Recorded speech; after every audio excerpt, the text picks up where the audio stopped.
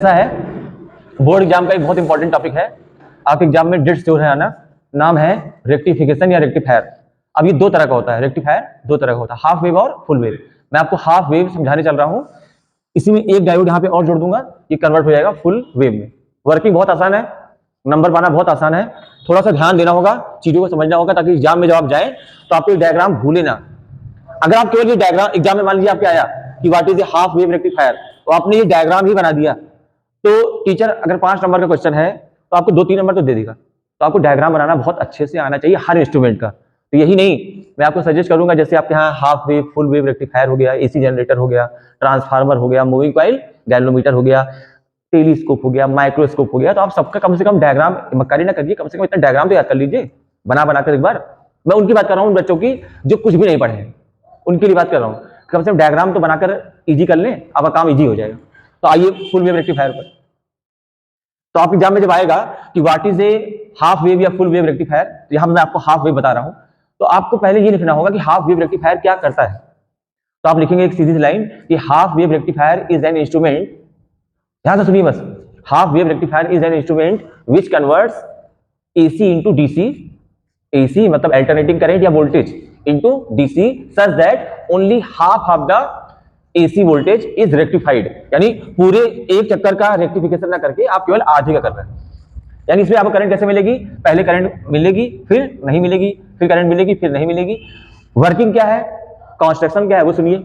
यहां पर आपने एक ट्रांसफार्मर लिया है, इतना हिस्सा ट्रांसफार्मर का है, ये उसकी प्राइमरी कॉइल है, ये सेकेंडरी कॉइल है। आप देख रहे हैं प्राइमरी कॉइल में नंबर ऑफ टर्न्स ज्यादा है और सेकेंडरी में नंबर ऑफ टर्न्स कम है। तो ये ट्रांसफार्मर का नाम होगा स्टेप डाउन। यानी जो भी यहाँ पे आप एसी वोल्टेज लगाएंगे, उसके वोल्टेज को ये कम करके इस डायोड में भेजेगा। तो यहाँ पर लिखा है मैंने स्टेप डाउन ट्रांसफार्मर, और इसके प्राइमरी कॉइल के सिरों पर मैंने क्या जोड़ा है, एसी वो वोल्टेज। एसी वोल्टेज कौन सा, वो वाला जिसको आपको रेक्टिफाई करना है, मतलब जिसको आपको एसी से कन्वर्ट करके डीसी में बदलना है। तो अगर आपके एग्जाम में इसकी वर्किंग लिखने के लिए आए तो आप डायग्राम देख के लिख भी सकते हैं कि the applied AC voltage is connected between the ends of the primary coil of a step down transformer. मतलब एसी वोल्टेज कहां लगाते हैं, ट्रांसफार्मर के प्राइमरी कॉइल के सिरों पर। उसके बाद सेकेंडरी कॉइल पर क्या जोड़ते हैं, secondary coil is connected to a diode with the help of series load register. Load register क्या होता है, डायोड क्या होता है। देखो डायोड अगर फॉरवर्ड बायसिंग में है, फॉरवर्ड बायसिंग मतलब पी पॉजिटिव जुड़ा है एंड नेगेटिव जुड़ा है, तो करंट को अलाउ करेगा, और रिवर्स बायसिंग में है तो करंट अलाउ नहीं करेगा। तो जो इसका प्रिंसिपल है वो यही है कि diode allows current in the forward biasing and blocks current in the reverse biasing. जैसे आपके एग्जाम में आ जाए what is the principle of rectification, तो उसका रेक्टिफिकेशन का प्रिंसिपल क्या है, डायोड का कभी करंट अलाउ करना और कभी करंट अलाउ करने से मना कर देना, कभी हाँ कभी ना। ठीक, तो अब यहां देखिए, अब इसकी वर्किंग आपको समझा रहे हैं। इस वाले पॉइंट का, सेकेंडरी कॉइल का ये जो नाम है यहां रख लीजिए एम और एन। बहुत इजी वर्किंग है, ध्यान सुनिएगा। देखेंगे आप इन द पॉजिटिव हाफ, ये एसी वोल्टेज है, इसका ये डीसी वोल्टेज आपको मिलेगा।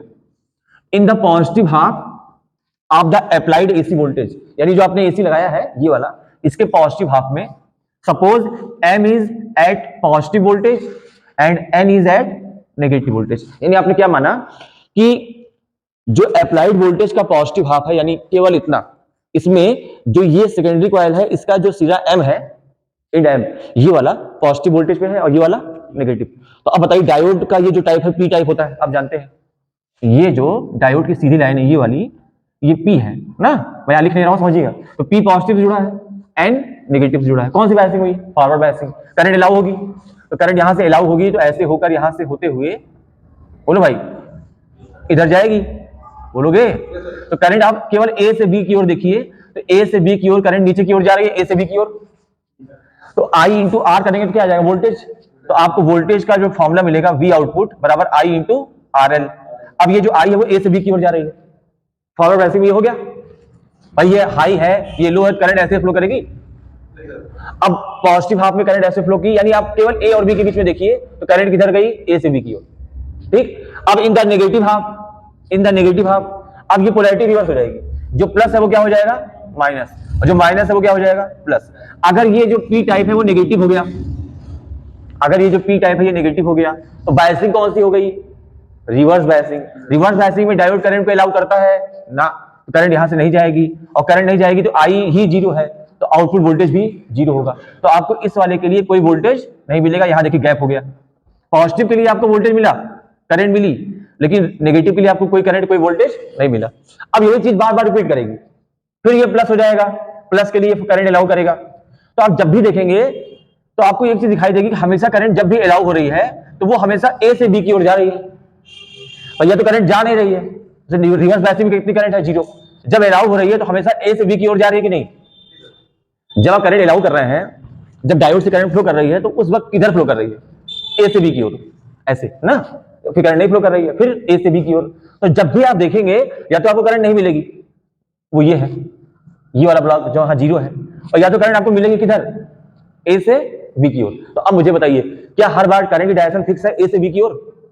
या तो करंट ऐसा तो हो नहीं रहा है, कभी करंट ए से बी जा रही है और कभी बी से ए जा रही है, डायरेक्शन तो बदल नहीं रही है। करंट की डायरेक्शन तो हर बार एक ही मिल रही है, ए से बी। और अगर डायरेक्शन फिक्स हो गई करंट की तो वो डायरेक्ट करंट ना हो, मतलब एसी ना हो गया, वो डीसी हो गई। तो आप एक लाइन लिख देंगे, since we are getting current always from A to B in the same direction, since we are getting current always from A to B which is same direction, so the current is DC. यानी आपने लगाया क्या? AC. कहां लगाया आपने? Primary coil के सिरों पर। वो वाली करंट बहुत ज्यादा थी, उसका वोल्टेज बहुत ज्यादा था, उसको घटा के आपने स्टेप डाउन ट्रांसफार्मर से क्या कर दिया? कम।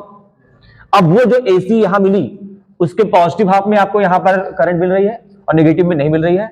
तो पूरा इसमें जो वर्किंग है वो किसकी है? डायोड की। यही करंट जो ब्लॉक कर दे रहा है यहां पर, इसी की वजह से ये कन्वर्ट हो गया किसमें? हाफ वेव में।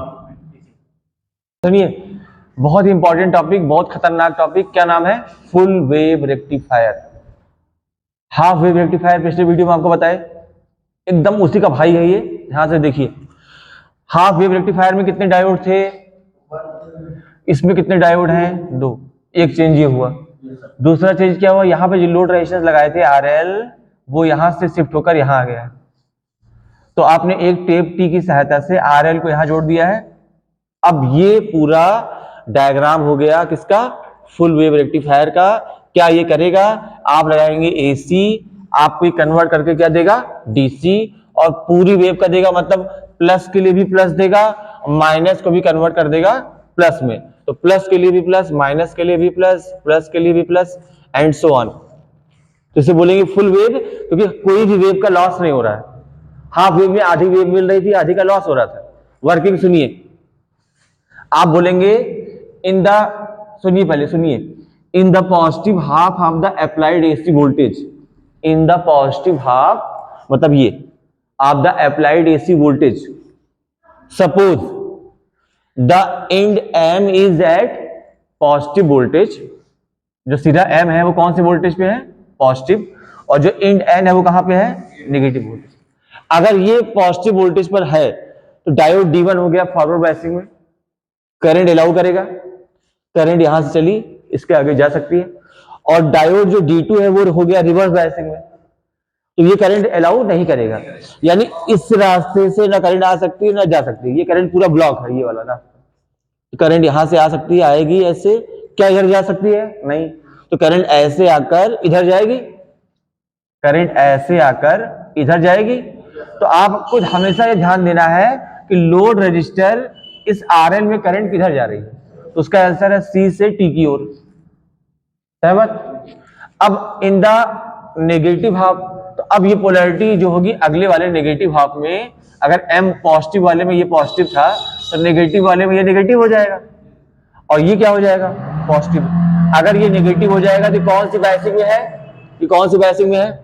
रिवर्स बायसिंग में, करंट ब्लॉक कर देगा। और ये कौन सी बायसिंग में है? फॉरवर्ड, ये करंट को अलाउ करेगा। तो अगर करंट को अलाउ करेगा तो करंट यहां से ऐसे होते हुए आएगी और किधर जाएगी? इधर जा नहीं सकती, ये ब्लॉक है, तो करंट फिर से इधर जाएगी। तो करंट जब भी देखोगे वो हमेशा C से T की ओर जाएगी। तो आप एक लाइन लिखेंगे, either in the positive half और in the negative half current is always flowing from C to T across load register RL। मतलब जो लोड रजिस्टर RL है उसमें करंट की डायरेक्शन पॉजिटिव हाफ में भी C से T है और नेगेटिव हाफ में भी C से T है, यानी हर बार C से T है। तो जब उसकी डायरेक्शन फिक्स हो गई तो उसे क्या बोलेंगे? DC। तो प्लस के लिए भी प्लस है, माइनस के लिए भी प्लस है, प्लस के लिए भी प्लस है, एंड सो ऑन। तो इसे बोलेंगे full wave rectifier and the current will be DC. और जो आपको डीसी वोल्टेज मिल रहा है वो सी और टी के बीच में मिल रहा है, तो आप यहां लिख लेंगे V output is equal to I into R N. पूरी बात समझ में आई? ट्रांसफार्मर स्टेप डाउन लगाया गया है क्योंकि जो ज्यादा वोल्टेज है उसको कम करके हमको चाहिए।